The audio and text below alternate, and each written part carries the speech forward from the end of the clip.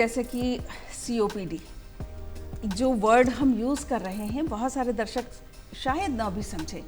इसको थोड़ा सा आसान भाषा में अगर हम समझना चाहें तो समझा दीजिए। बेसिकली COPD की जो फुल फॉर्म है वो क्रोनिक ऑब्स्ट्रक्टिव पल्मोनरी डिजीज।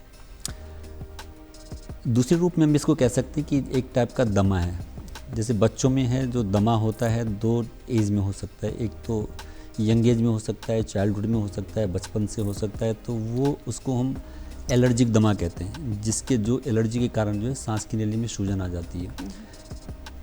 ये COPD जो है ऐसा दमा है जो 40 साल से ऊपर के लोगों में अक्सर मिलता है, और ख़ासकर कुछ न कुछ इसके पीछे कुछ न कुछ रिस्क फैक्टर होता है। रिस्क फैक्टर मीन्स या किसी को स्मोकिंग रिस्क फैक्टर हो सकता है, एयर पोल्यूशन रिस्क फैक्टर हो सकता है, हाउस होल्ड जो है आपका जो धुआं, इंडोर एयर पोल्यूशन जिसको हम कहते हैं, वो रिस्क फैक्टर हो सकता है। तो कहीं ना कहीं इसके पीछे कुछ न कुछ रिस्क फैक्टर है। रिस्क फैक्टर हो, साथ में 40 साल की उम्र हो। होता क्या है, इस धुएं के कारण हमारी सांस की नली में सूजन आ जाती है। इस सूजन आने के कारण सांस की नली संकरी हो जाती है। इस संकरी होने के कारण ही आदमी को खांसी होने लग जाती है। जैसे सीढ़ी चढ़ते हुए, तेज़ चलते हुए, कुछ काम करते हुए आदमी का सांस फूलने लग जाता है।